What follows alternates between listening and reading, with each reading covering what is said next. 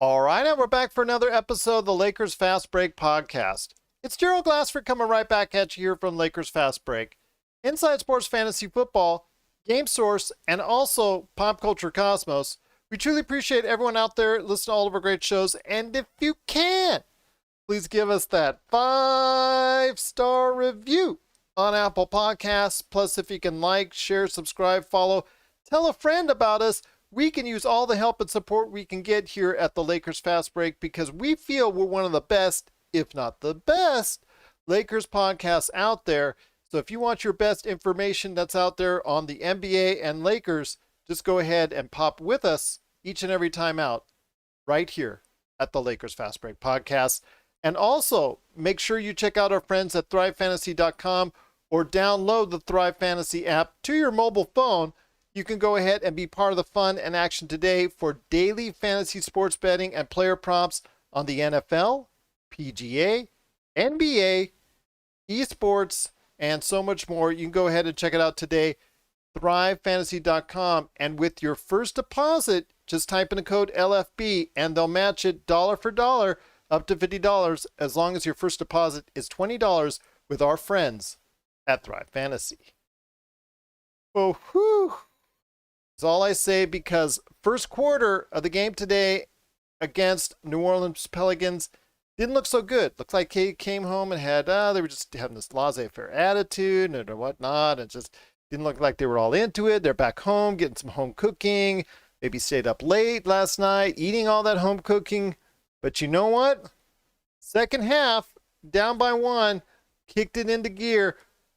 Really, once again, the defense, and the more defense really kicked in that second half, and the Lakers pulled away with an outstanding victory once again, 112-95.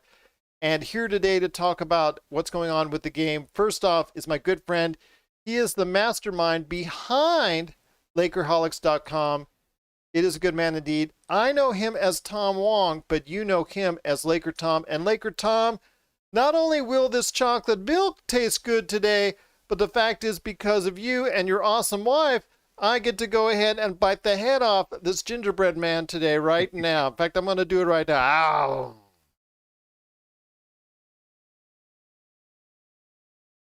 It's a good night for Laker fans, Gerald. I was so impressed with the defense tonight. It was just a marvelous exhibition. We held them to 37 points in the second half. AD, I think, there were several key points in the game that I thought really stood out. And I'd like to give props to Dennis Schroeder. Man, I mean, Dennis Schroeder took Alexander Walker and basically stole the ball from him two straight times coming down the court. And it was just beautiful. That triggered off that run that got us going in the first half to finish off and get within a point of the game. And then in the after halftime, after seeing what Brandon Ingram had done and in torching the Lakers, hitting first 7 of his first 8 shots, Frank Vogel decided that let's put Anthony Davis on him and see how he does. And then by the end of the game, Brandon was totally frustrated. AD blocked 3 of his shots. There were 3 steals. Totally dominated him. When AD went out of the game, they put LeBron James on him, and you had to really feel for poor Brandon. He started off the game. He thought he was going to have a 30 or 40 point game. He still got 20 points in there, but he was pretty well shut down the rest of the half. Zion Williamson thought he was going to have a heyday also, and it was good to see Zion turn up negative on the test and actually get to play. So that was a pleasure to play the Pelicans at full strength and almost full strength because Lonzo Ball was out. Yeah, Lonzo was out. I always like to see Lonzo play. I'm a big Lonzo fan. Yes, as you have told me. I've created probably at least a dozen trades to get Lonzo back to the Lakers at various points during the year. Well, it just depends on the value of the trade, Gerald. You've got to look at it from that standpoint. And Lonzo's had a slow start to the year, so you never know. But at any rate, the Lakers were the number 1 team in the NBA in defensive rating going into the game. Holding the Pelicans to 35 to 95 points tonight is definitely going to improve their standing. They look good. They shot close to 40% from three again, even after a slow start. Kenny was dead eye. Caruso 3 for 3 from deep, and he's leading the team in 3-point shooting. And I thought, had one of the best offensive games I've seen him have. Made a couple of nice dishes inside. Funny how it comes in a free agent contract year. Funny how that is. Yeah, well, I don't know if that's funny. That's probably what every player really focuses on. But on the Lakers, you don't see it. Even when you see Kuzma had an excellent game too. The thing that's still impressive about the Lakers, and in this particular game, I think the LeBron had how many points? Maybe 21 points for the Very game, and efficient though. And that was the high. That was a high for the game, and he didn't take many shots. But everybody is making the right pass. Every time there's an opportunity for a hockey pass, and a guy has an open shot on above in the corner or above the break, he always seems to hit that man down in the corner. And if the corner guy's covered, that pass comes right back out. The Lakers shot open threes, and that's been the big difference this year offensively, that they really have shot a lot more open threes than they did last year. And you can see it in the percentage. We're now third in the league in 3-point percentage. So a great night all the way around, the fourth straight game with superb defense by the Lakers. As I said in the last podcast, the preseason is over. The Lakers get a warm up on Friday night against the Warriors, and then it's on to a 7-game road trip. It's on Monday. It's on Monday. You said Friday. Oh, that's right. I'm yes, sorry. You're Martin right. Luther King Day. Yes. We have the weekend off. Yes. My wife is gleeful that there's no podcast this weekend. Yes. And then we after the Monday game against the Warriors, we go on the road for 7 games, starting with the Bucks. We'll meet the 76ers. We'll meet the Celtics. I don't think we play the Nets in that stretch, do we? I'll have to check on that, but yeah, it's going to be an interesting stretch. But it does start. But it'll be a defining opportunity for the Lakers to make a statement, to take their 7-0 start on the road. It'd be great to see them come back with a 14-0 road record. Wouldn't it be nice? That would be really nice, especially considering the level of competition that they're going to face. And also the fact that the Clippers, and you got to give them credit because the fact that they've managed to go ahead after some bumpy roads and the 50-point loss and what everybody tries to get on their case about. They're right behind the Lakers as far as record-wise, so they can't sleep. They're only one loss behind us. And Utah is emerging as a great threat as well. So, but I want to go ahead and get this guy in here as well. He had to reappear on us, and he's back out again. He disappeared on us again, so we'll hopefully get Sean on here in a sec. It's like espionage right now because he's in the dark. It's just hard to tell where he's at, and then he's hitting his own button, I think, on to adjust and accidentally kicking himself out. But he is coming back on once again. It is the Magic Man, indeed. Sean, you going to stay with us? You're in the dark. It feels like espionage, man. It feels like I should be giving you some kind of classified dossier or something. Sorry, man. I'm getting text messages and FaceTimes from a lot of different people right now. It's good to be popular, man. It's good to be popular. Anyway, I got the glitches fixed. I should be okay, boys. Okay, sounds good. But how were your thoughts on today's game? Obviously, in the second half, it was pure domination from the get-go on the second half. First half, they were smiling and joking, and you could see even when they were down by 12, they didn't really care because they knew they were going to turn it back up. And wouldn't you know, they almost laissez-faire themselves into the lead by halftime. And as soon as they realized, you know what, we need to go ahead and just check ourselves in, they turned it on. It's kind of a scary thing that they're doing, but a lot of these great teams that we've seen over the years have done that, where they have a tendency to go ahead and just turn it on when they want to go ahead and turn it on. Oh, absolutely, Gerald. I mean, AD shot 5 of 16, but he had 17 points. So that's more than 1 point for that PPP stat that I enjoy. He got to the free throw line 10 times again. I mean, it seems like he's rounding into form. If he's not so much efficient from the field, but he's getting to the line, But he's and not he's shooting playing as that well kind of from the line, defense. which is concerning me. Yeah. Well, he wasn't to begin the season. He was shooting at 1.66%. Well, he only But shot since 7 for then, 10 today. he did. Yeah. But previously on the road trip, he shot 14 of 15. Okay, that's over fair. that time span, he's 21 of 25 for 84%. So he's running into form, so to speak, as well. I thought, like Tom said, Caruso is 3 for 3 from the line, from beyond the arc. We're not going to see that too often, so that was nice. I'm not so sure. I'm not so His sure stat looks either. really good. Free He's shooting with agency, man. confidence. Dollar Rooney, Dollar Rooski. I need to get paid. Free Sure. agency, man. I'm sorry. I'm just gonna say this right now. No. Is he gonna be around 50% for the entire year? No. Could he stay at close to 40? Remember, we saw a stretch when he first started getting some regular playing time in, what was it, the 2018 season. The last 30 games that he got the chance to play when he was coming from when he was on that two-way contract, so to speak, he got really just a big boost, and it was really nice to see him get that kind of boost. And it really was nice to see him get that kind of boost to start playing, and he shot really well, which was giving everybody out there hope for the future. Unfortunately, it did materialize last year, but it could be something where now that there's a lot of money at stake and a money on the line for him, you could see a focus that he has.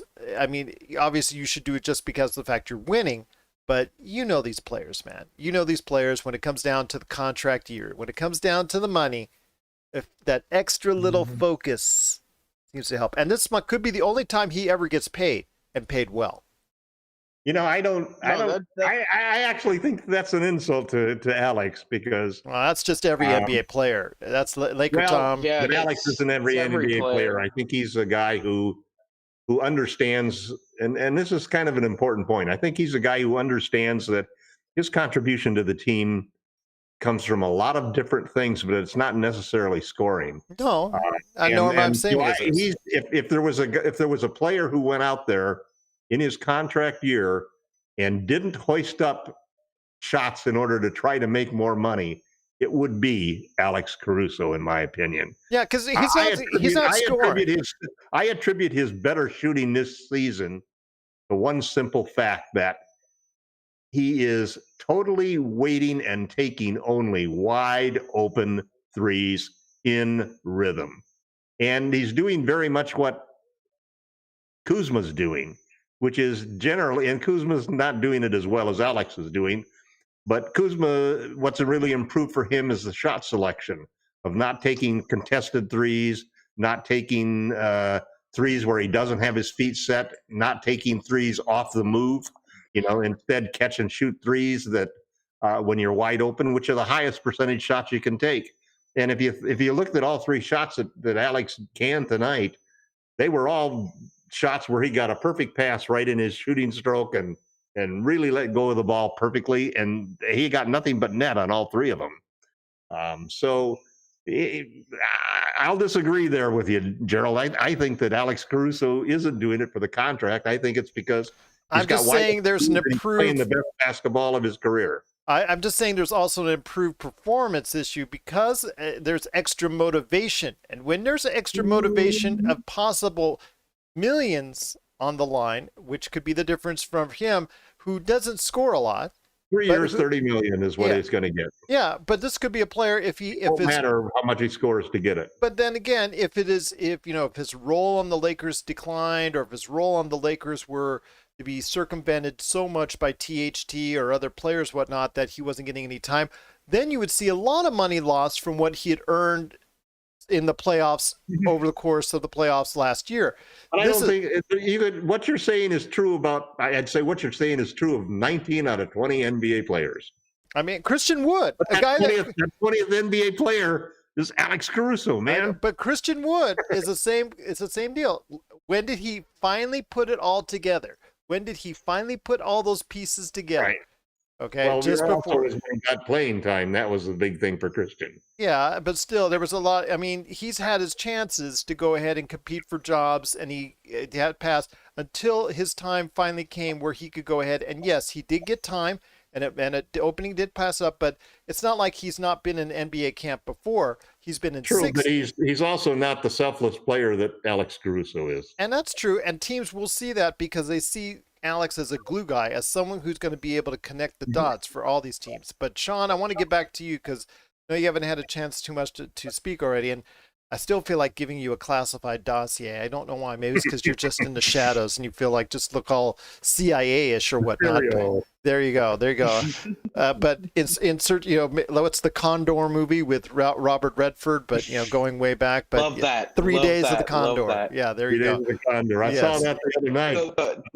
The way it shot Gerald is amazing. You're right. Yes, Yeah. yes. But I want to go ahead with you, my friend, and regardless of what Tom and I say. And again, there's a great, focus by Alex Caruso, whatnot. I get that, and I understand that he is very cognizant of what role he plays on the team.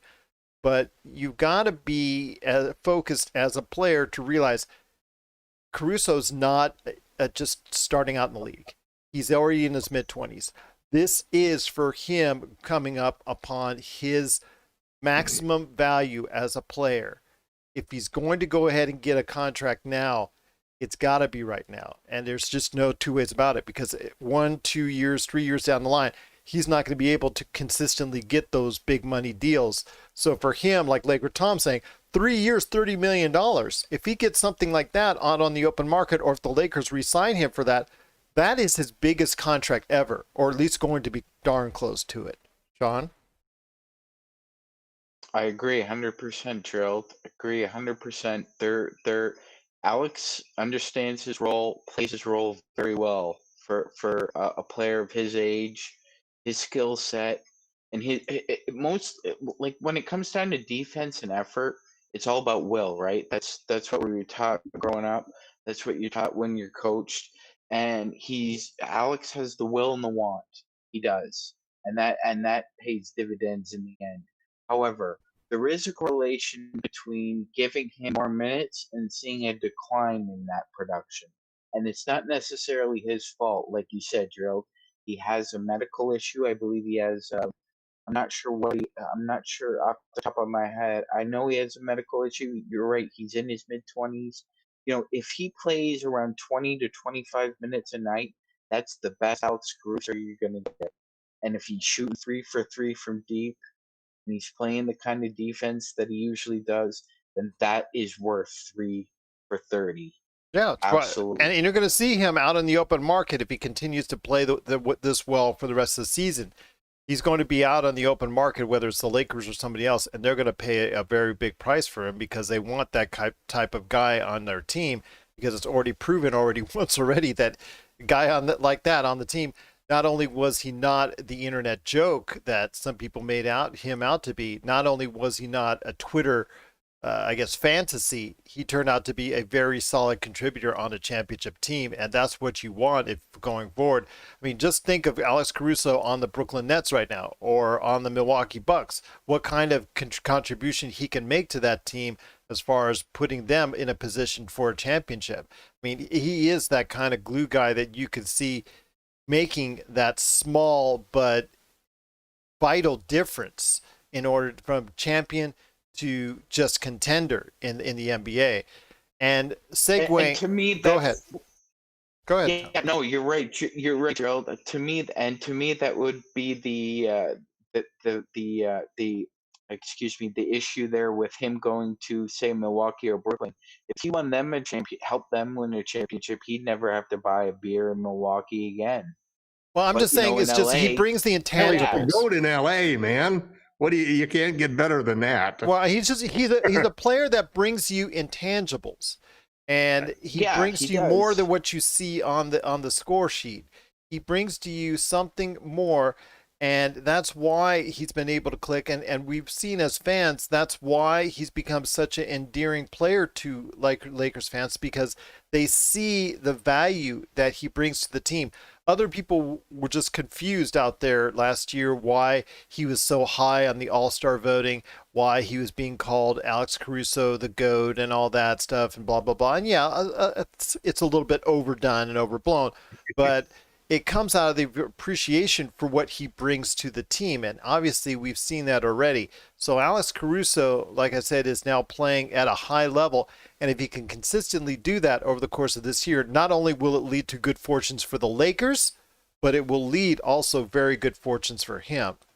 But Laker Tom, I wanted to go ahead and, since again, this is another issue like where the Lakers are currently have the best record in the NBA.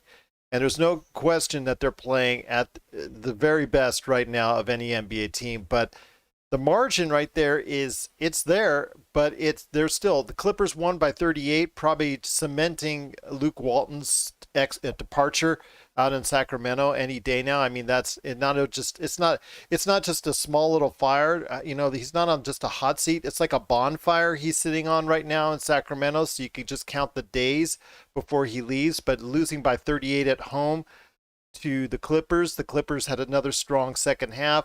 You have also Milwaukee proving itself again, although I thought Dallas should have won that game, but they came back and Dallas really should have done what it took to take that Dallas game. Got to learn to shoot free throws, man. Exactly. And 1 out of 10 is yeah, that's not good. Dallas shoots their free throws, they win that game. Brooklyn, obviously everybody's talking about the James Harden trade, in which we discussed on our last show. So if you want to hear our thoughts on the James Harden trade, please go ahead and check out the last show that we did. But James Harden coming there and making probably one of the best offenses ever. But defensively, they're obviously going to have their struggles. So there's still a question out there. But again, all these other teams are vying for contendership. Utah, right now, nobody's talking about them. I had said before this year and last year, I thought they would be a contending team in the West, and they're certainly playing very well. Rudy Gobert with that nice fat wallet that he's got now, packed with lots of cash. He's still playing very well and anchoring that defense, but Donovan Mitchell is playing well, and so is Mike Conley, and that's something that they didn't have last year, was Mike Conley playing well. I mean, there's a lot of contenders out there. Is there anyone in mind? I know you spoke of Philadelphia the last time we spoke about them being a contender, because Joel Embiid is playing at a almost MVP next to LeBron like level. Are these the contenders that you're looking at? Is there anyone else? Boston, if they get healthy, they could be a contender. Is there anyone else out there that you're seeing? I think it's going to turn out to be, the Lakers, the Nuggets, and the Clippers in the West, and the 76ers, Nets, and Bucks in the East. Those are the three teams in each division or each conference that I think are the main threats to be a competitors for a championship. Injuries and COVID could very well play a part in, what happens as we go down the line. I mean, I really feel for Karl Anthony Towns, who, after losing 3 or 4 family members to COVID, now it's six. Positive themselves. Is it 6? Yeah, and I want to go ahead and I want to go. Hold on. I just want to go ahead and send special thoughts out there to Karl Anthony Towns and his family from all tough. of us. That's just terrible what's going on. So tough, and now that he's got coronavirus too. Yeah, it's like Kyle Kuzma said. The team that is most serious about the championship and whose players treat the risks of getting exposed to COVID and what it could do to your championship hopes and aspirations could be a major factor in who wins the championship this year. This is the anti-bubble year, as far as I'm concerned. You still don't have fans in the stands. You still don't have home court advantage. And it's the Lakers. We haven't lost on the road. We're 7-0 on the road. We're 4-3. Finally, we get over 500 at home. So it's one of those seasons that's going to be wacky, and all of a sudden you've got a lot of players on teams and a lot of cancellations, which is why the league, just enforced all of these new rules, supported by the Players Association, to try to make sure that we don't end up canceling the season. So So it's going to be one of those years. It's interesting. The thing on the Nets is going to be fascinating to see how they do.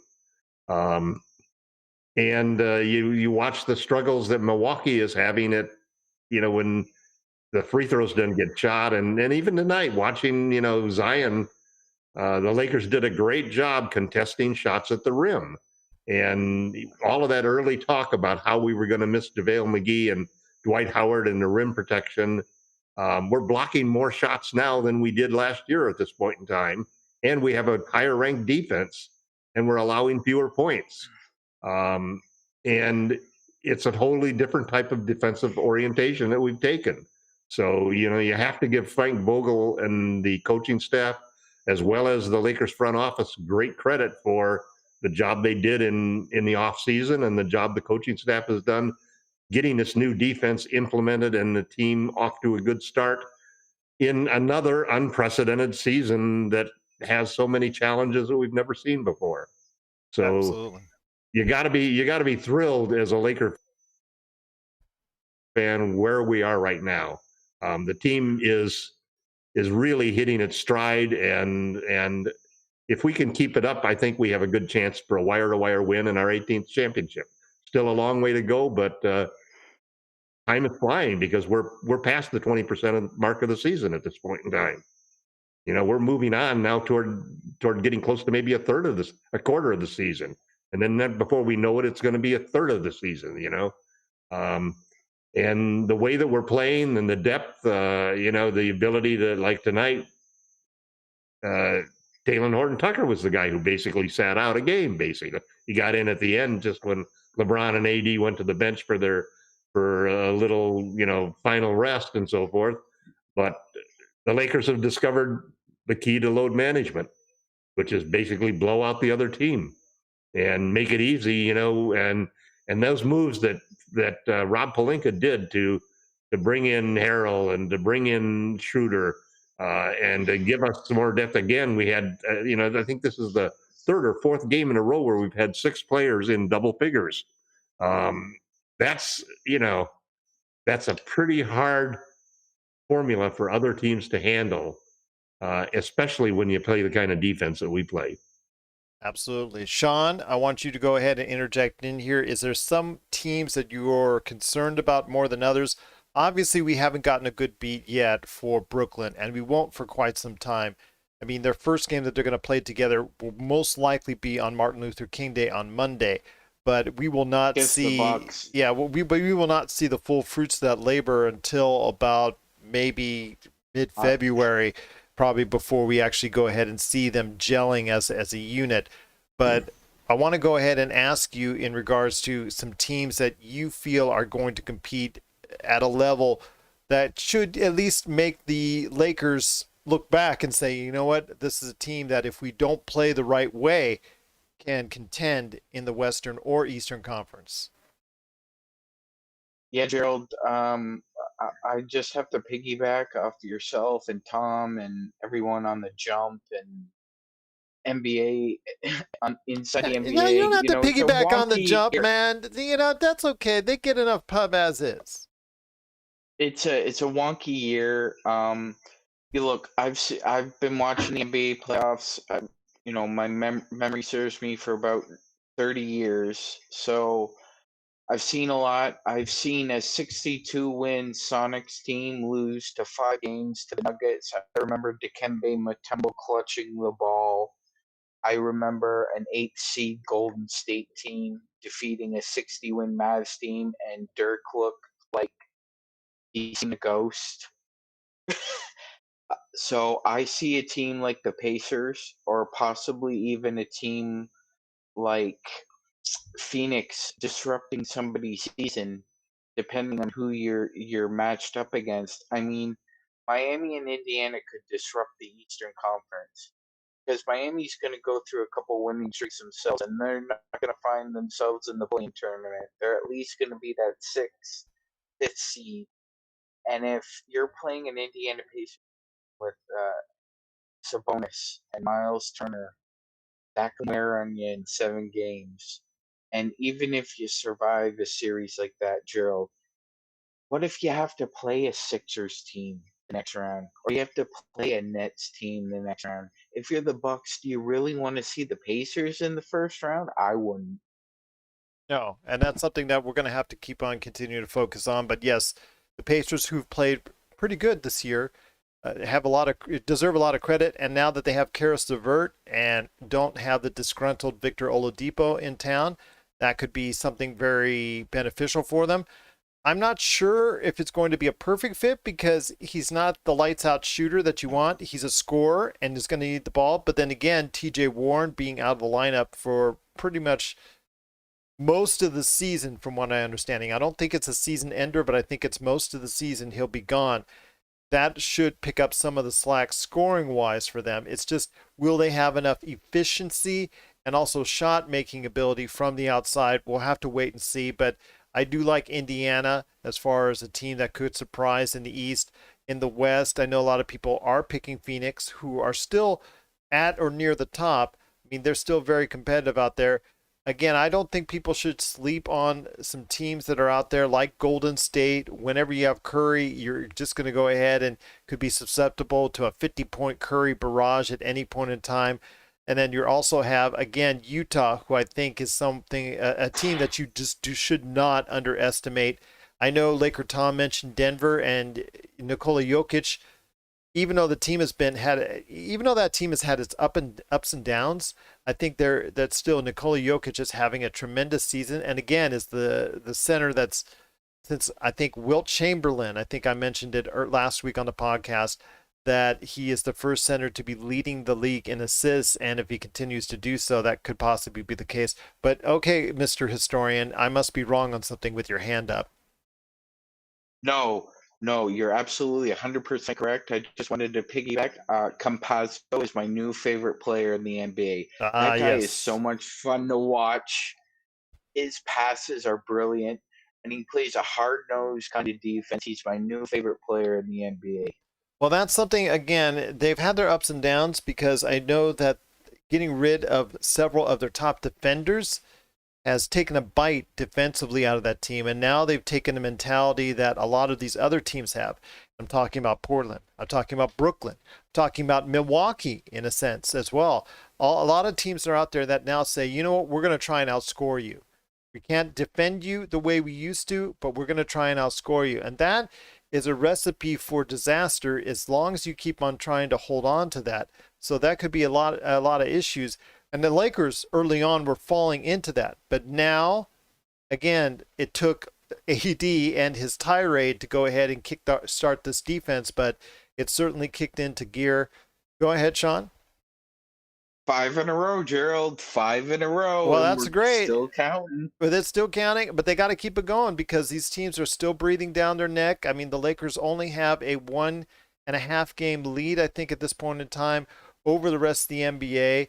They now have the biggest differential scoring-wise in the NBA, which, again, Milwaukee had for so long, but the Lakers now have, I think, for the first time, any other team outside of Milwaukee in, over 2 seasons.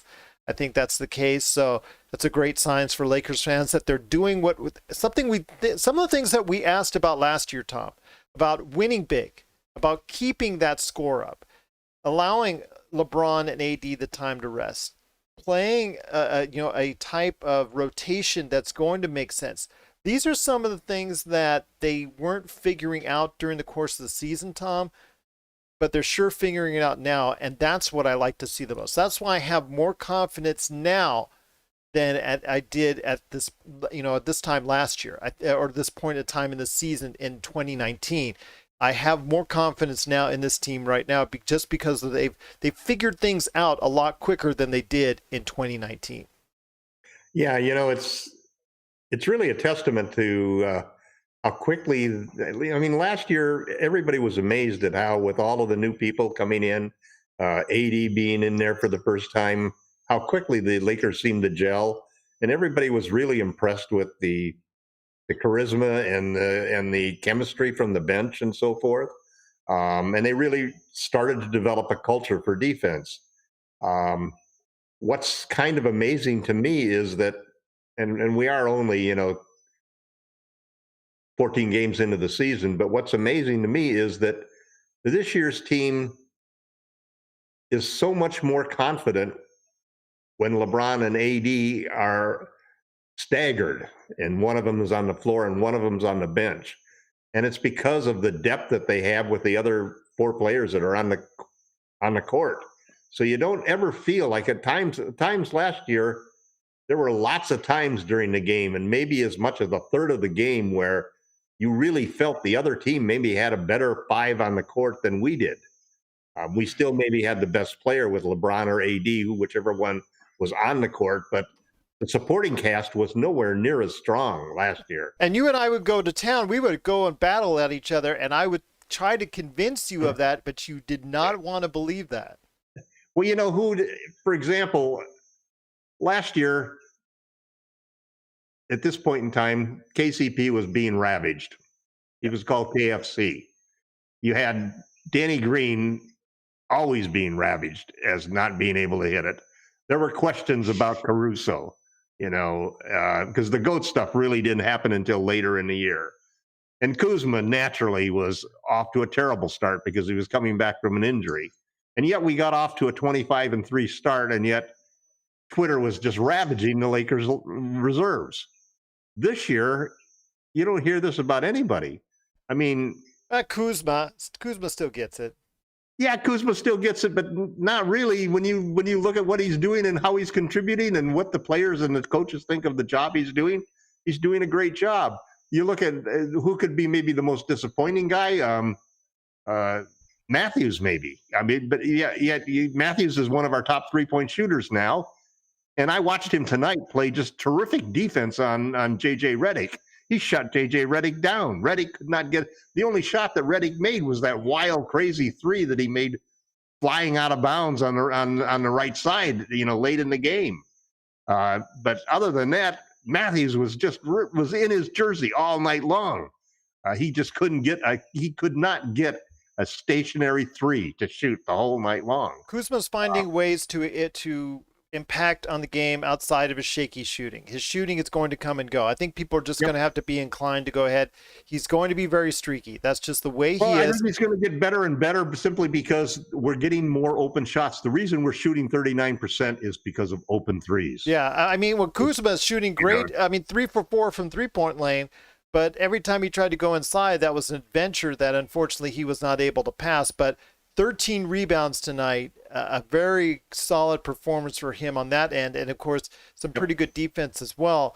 I think again it comes down to when it comes to Kuzma, I think there's a lot of expectations fans have and will always have of Kuzma because of the way he started out his career and where it was heading into, and unfortunately also because he was the one guy that stayed behind. It wasn't necessarily that we kept him because he was our choice to keep in the AD trade. It was simply because salary-wise, you had to get rid of Lonzo, and we would have rather kept Lonzo at that point in time rather than Kuzma. I don't know. I mean, at that you'd have to talk to the officials. The Lakers were pretty much infatuated with Kuzma. There was no way that they could make the deal without Lonzo in the trade. But they could have given up Kuzma. I mean, just saying, if the Pelicans, I heard Kuzma was a hard no. That was the rumor that was going around, that Kuzma was a hard no by Lakers management at that point in time. They were infatuated with what he could become. Kind of because he would have been just a little too much. Well, the potential. You want to give up everybody. You got to keep one guy. But he was the one guy that was affordable because of low salary. Well, I'm just telling you, the potential that he had at that time was so much more. I agree with you that a lot of the dissatisfaction with Kyle is because of the start he got. And frankly, the problem is that he's still a 20-point per game player whenever he starts. The problem is that he's not going to play. The two positions he plays are played by LeBron James and Anthony Davis. And he's never going to get that kind of time on this team to go ahead and be able to get that kind of minutes. And now he's on a deep team, but he's going to continue to do well. The other thing too is that was important is that just like they did not give him up in the AD trade, they didn't give him up in the Danny Green trade for Schroeder either. And everybody sort of expected that when Danny went, it would really be a trade for Kyle, and Danny was basically trade ballast in the deal. Yeah. So, I'm glad Kuz is on the team. I haven't traded him once so far this season. In fact, the other day I was thinking about who would I trade on this team, and whom would I even want to trade for to add to this team at this point in time. Alfonso McKinney and Jared Dudley. How about that? Well, yeah, but yeah, you can always, we could throw in Costas and but the simple fact of the matter is that the Lakers have such a good team, so the only reason they would make a trade would be if they could get a superstar, or if they could get some size. I would say, maybe and they don't have the draft picks to really get one of those top guys that somebody is, to get a player like Zach LaVine or. Well, I'd like for us still to get some size just as a backup. Yeah. Like going to Sacramento Miles and saying, Turner is who I love to get. Well, Miles Turner, yeah, but you're gonna have to give up the bank for him. But maybe let's say like a Hassan Whiteside. I might give up the bank for Miles Turner. Hassan Whiteside, you could get for like a second rounder. Yeah, I know. They'd probably give you Hassan Whiteside.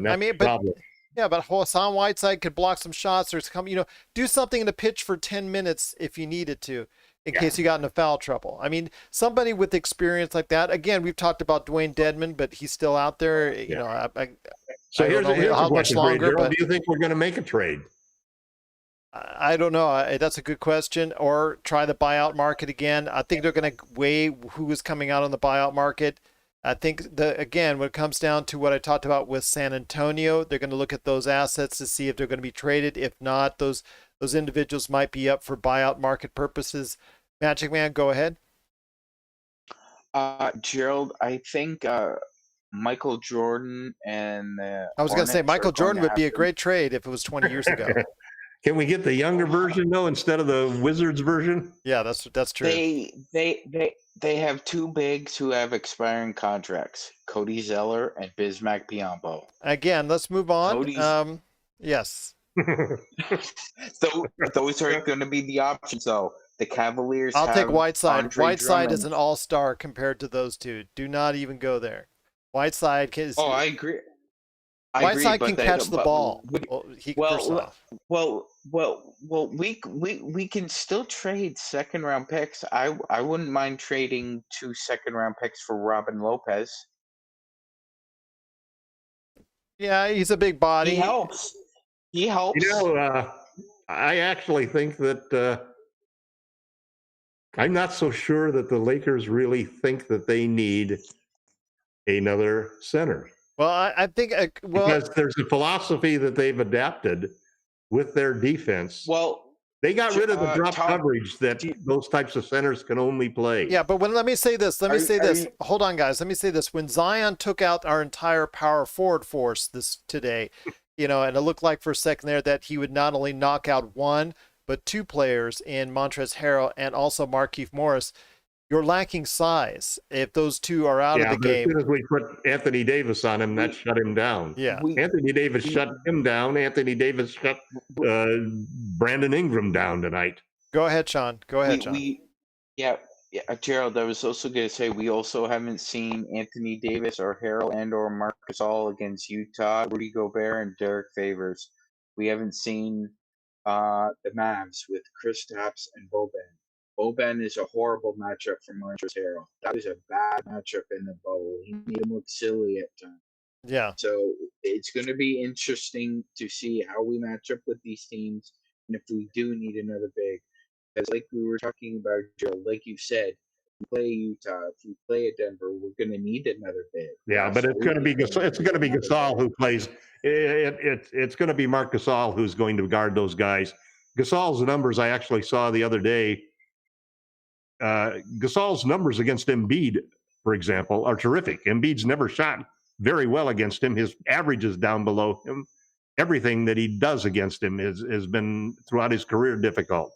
By the same token, all of these big guys that you're talking about are going to have to be pulled out of the paint in order to guard Gasol. It's if we happen to play Harrell at the 5 in that particular situation, that doesn't mean that Harrell is going to guard the 5. Anthony Davis will guard the 5 in that particular situation. Well, No. I'm just mentioning We're history. playing a lot of we're playing a lot of we have small to keep that ball, in mind. That small it's all ball about type of matchups. we're playing a lot of small ball catch hedge type of defense that is involving rotations and stopping. The whole focus of the Lakers offense now is to stop guys who have the ball and can score off of the bounce. They want to, instead of blocking shots at the rim, our goal is to stop those guys who are going to get to the rim. That means stopping the James Hardens, stopping the Zach LaVines, stopping, all of those players who want to, the Dame Lillard, stopping them from getting in by hedging on them and forcing them to get rid of the ball and rotating quickly and fast.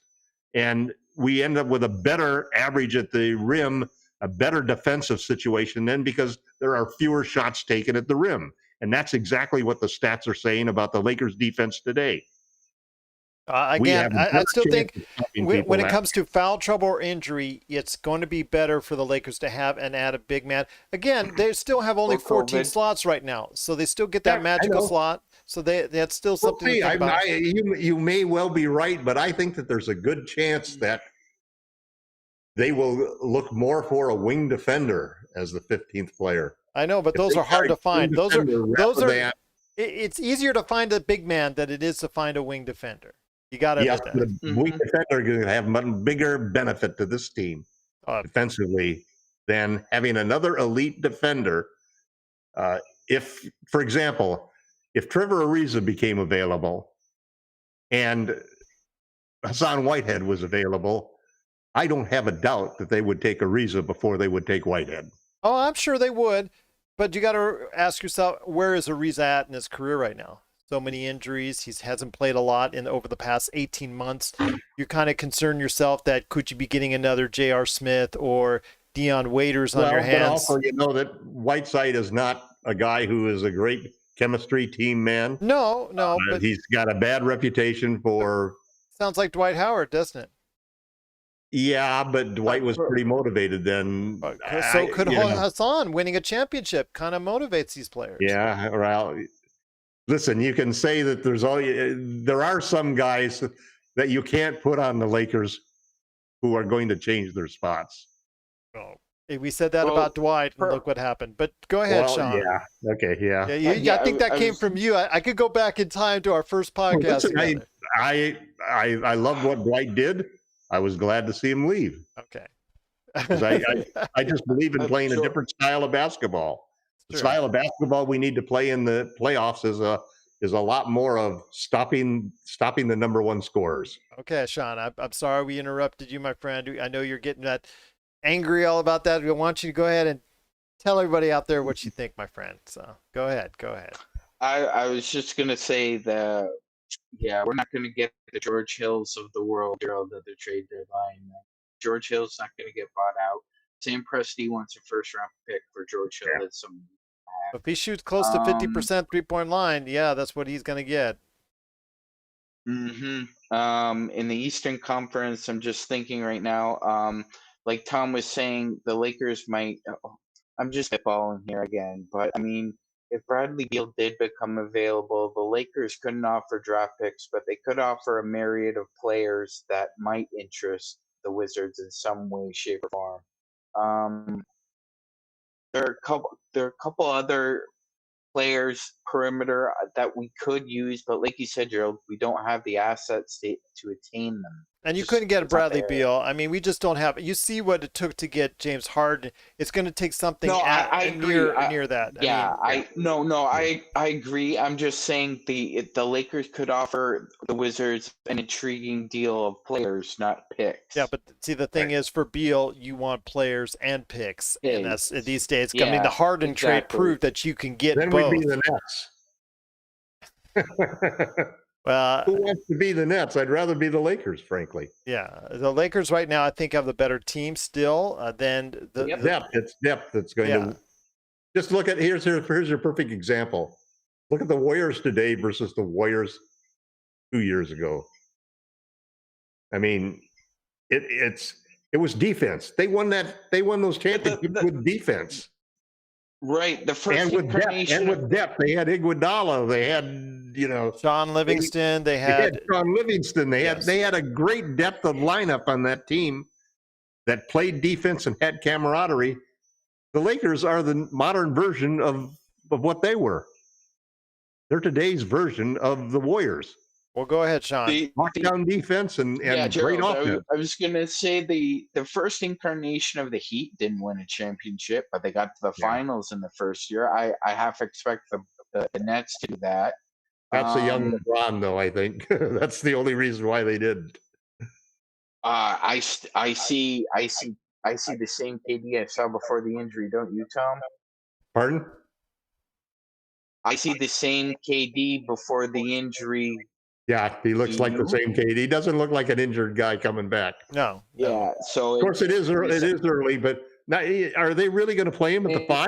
I think I read somewhere that Steve Nash said he's going to play him at the 5. Yeah, there are going to be times when you play small ball, you're going to have to play him at the 5. That's going to be a reality, and that's something that's going to be scary if it's played in the right fashion. Right. The problem is when you go small like that, hold on, Laker Tom. Hold on. Go ahead, Sean. As much will and want as Giannis has, I don't think he's up to KD's level. So in a 7-game series, I would still take the Nets over the Bucks just for that matchup alone. Go ahead, Tom.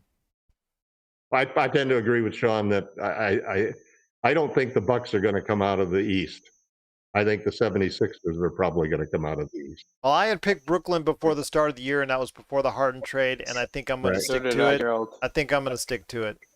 Well, it's a pretty good bet. I think that Vegas was probably behind you. Yeah, they're closing in. But I think that the difference is, especially when you play small ball, is you've got to defend. I mean, you've got to defend, and man, I mean, you look at the talent. You look at the talent between. I mean, who do you give the ball to? Hart. I mean, I heard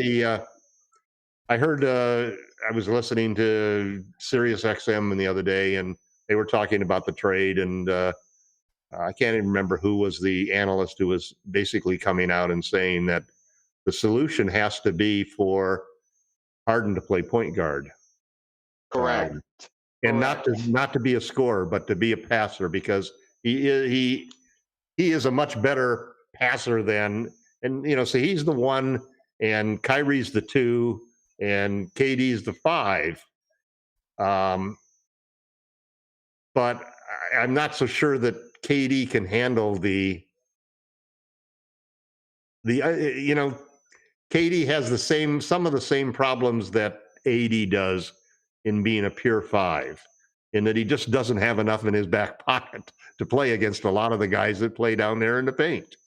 And so it's, that length is dominate. That length can dominate you, but when you don't weigh as much as guys like the kid we saw tonight, Zion. I mean, when Zion barrels into you, you're gonna go back 5 or 6 feet.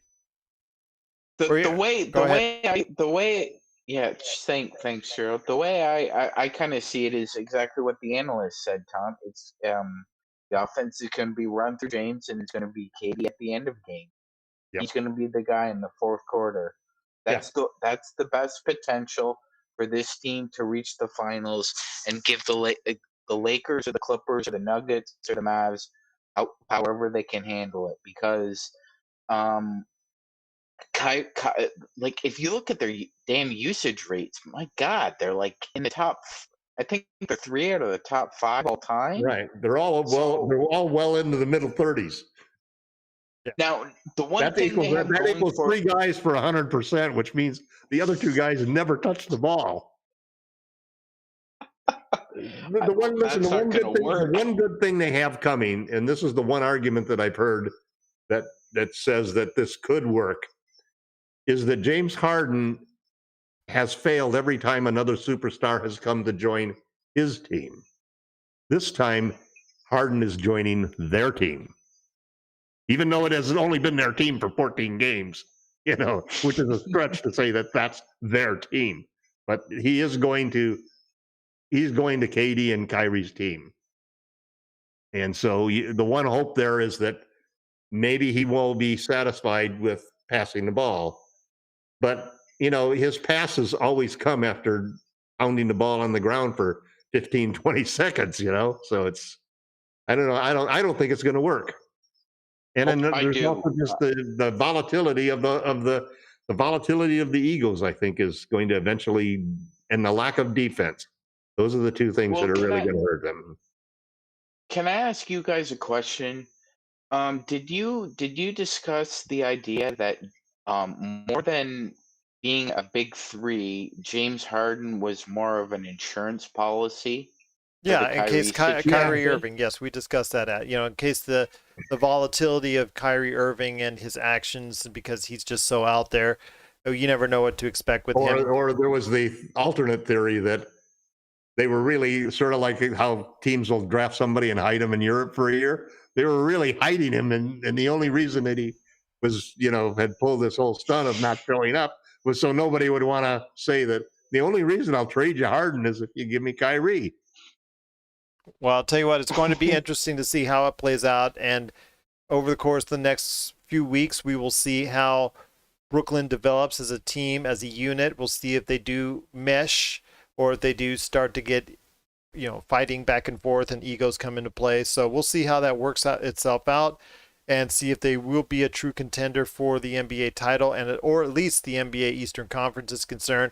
But the Lakers right now, just wanted to go ahead and close this on out. They did go ahead and win way back when we talked about it at the beginning of the show, 112-95. That's what happens when you win so big and you win so easy each and every time out. And of course, that means the Lakers do have the NBA's best record at 11-3. So you want to go ahead and defense, kicked it in the second half. And believe me, it was just something great to see. But they do have, like I said, the NBA's best record, the NBA's best point differential, and right now have won 5 games in a row, heading into a weekend off and a game on Monday, which we will be back for. But before we head on out, guys, I know you guys are working on stuff for Lakerholics.com. Big shout out again to Jamie Sweet, who I know has got 5 great things for the Lakers coming up in the near future when he can. No, he's very busy with his time, so we want to wish our best out to him. But before we head on out, Magic Man, what kind of magic are you working at Lakerholics.com? Hope it's not more secret dossiers with confidential, stuff that's right there. Gonna have to start calling you the guy that makes the pillows out there that leaves the notes open that everybody can go ahead and take pictures of, like I saw on the news today. Gerald, if I have a cigarette in my hands and I wasn't wearing the hat, you might be playing the X-Files, Steve. Oh, there you go. There you go. I can't due to copyright reasons, but go ahead. Go ahead. No, Gerald, it's been a really strange, outside of COVID, it's been a really strange winter on the East Coast. We haven't gotten a lot of snow. We haven't got a lot of ice. Not a lot of precipitation. It's been weird. And usually going into this time of year in a normal year, the Grammy trip, you're thinking Lakers would enjoy this time together, be bonded together, and they have no choice again because we're in COVID. Everyone's locked down. You're going to New York. You're going to the East Coast. Nothing's open. This is going to trouble James Harden. I can assure you, James, that the gentlemen's clubs are not open on the East Coast. You're not in Houston anymore. So I'm going to be writing about how the Lakers really need to hunker down here. We can't let, we have to be precautious and try and keep COVID out of the universe as best as we can, but we know we have to live with it. We're not in the bubble anymore. So I'm just going to be going back and wondering what old we go 7-0. I hope so. I hope so as well. As you're losing your earbuds there, but I do appreciate everything that you're doing for us here, and also check out what you're doing at Lakerholics.com. But before we head on out, you got to go ahead and check out everything that he's doing on his Medium.com site, and of course everything that he's doing today at Lakerholics.com. It is Laker Tom, and Laker Tom, what you got in store for us? I mean, it's got to be all good news, right? Yeah, it is all good news. I'm still working on an article that has to do with the Lakers defense, and leaning back to an old Bobby Knight quote that defense is just offense without the basketball. And I think that's what I consider to be the perfect description of the Lakers defense. That, and also he threw chairs. Let's go ahead and say he never saw a chair that he didn't like to throw. It's true, but when you think about defense, just by the nature of the definition, it's sort of passive. It's sort of reactive. It's not, it's not like offense. It's different. But the Lakers treat it a little differently because the Lakers, their defense is their offense, is their best offense, and moving ahead for that. So it's I'm working on that. And then the other good news too is that I finally found out that Kaiser in Northern California is taking appointments for COVID shots. And my sister-in-law just got an appointment on the 25th. Had to wait for 3 hours to get it, but there's a phone number that we can actually call now. So I'm looking forward to being able to get a COVID shot, and I'll probably be writing tomorrow while I'm sitting there with my phone on hold for 3 hours. I hope you get a chance to go ahead and do it soon. I hope I do too as well. I know I've got a mom that's 87 that I really would like to get her situated here in Nevada, but it all filled up already before you even turn a blink an eye. And I think all these states need to do, if they want to. It's a suggestion from me, simple know nothing man, or I don't know anything at all about anything, but I'm just going to go ahead and throw this out there. Why not go ahead and have in major cities central locations that are running 24/7? You're on 24/7, round the clock. Seems like an automatic to me, especially here in Vegas. We're a 24/7 city. We can go ahead and just boom, boom, boom. But then again, only a few locations around the country are gone to that. I think it's a mistake. I think it's something that if you have the supply, you should go ahead and get as many people vaccinated, at least on the way, and start up as you can. But I'm rooting for you, Tom. I don't know when I'll get it. Maybe 2025 at the earliest. I don't know. It's seemingly at this rate. But I'm hoping for you and your family, and I'm hoping for my family as well. I know my wife did get her second one, so I'm very thankful for her as a first responder. I know Sean, we worry about, who had to leave us right now. Sean, as a first responder, we're hoping he gets taken care of as well.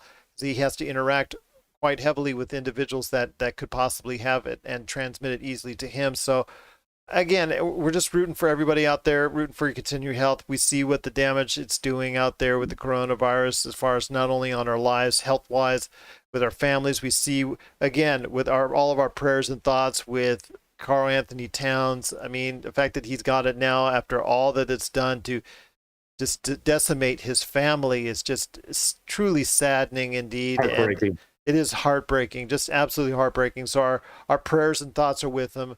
Not only his mom, but 6 members of his family. I mean, that's just terrible. That's just very drastic. And anybody who doesn't think this is real just needs to have a heart-to-heart conversation with Karl Anthony Towns, and he could tell you, I think face-to-face or video to video, that at least it's something right now that you need to take seriously. So I will just say this, and that again, the Lakers are a great distraction for us from all the issues and problems that are going on in our world right now. So I'm enjoying it thoroughly every time I get a chance to sit down with my daughter or my wife, and we get a chance to check it out.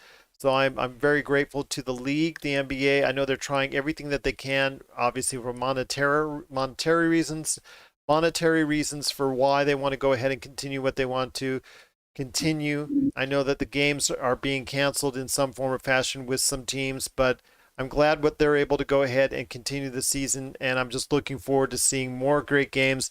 I'm hoping that the Lakers will get a chance to play on Monday as well. So, Laker Tom, any last thoughts on the way out?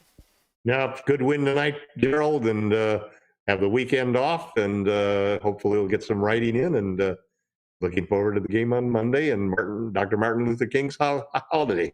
Absolutely. And I just want to tell everybody out there, if for my Pop Culture Cosmos shows, did a great show that dropped this past Friday, so please check that out. You want to go ahead and check out what I observed and saw at CES 2021, a virtual fashion. I couldn't go physically because it wasn't there physically this year, but it was interesting nonetheless.